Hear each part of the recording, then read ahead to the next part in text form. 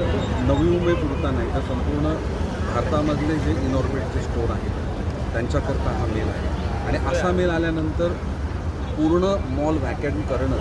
आणि व्हॅकंट केल्यानंतर सर्व मॉलची तपासणी करणं आणि कुठे बॉम्ब ठेवला आहे का हे शोधण्याची प्राथमिकता ही पोलीस डिपार्टमेंट किंवा बॉम्ब शोध पथकाकडून ही पूर्ण प्रक्रिया पूर्ण करण्याची गरज असते आणि म्हणून सर्व जे ग्राहक आहेत किंवा मॉलमध्ये असणारे नागरिक आहेत त्यांना बाहेर काढण्यात आलेलं आहे, स्टाफला बाहेर काढण्यात आलेलं आहे आणि संपूर्ण मॉलची चेकअप ही बॉम्ब शोधक पथकाच्या माध्यमातून पोलिसांच्या माध्यमातून केली जाते.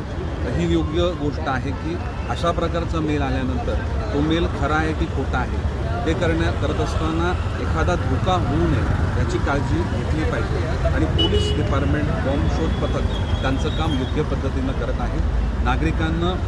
या आलेल्या मेल करता आणि या निर्माण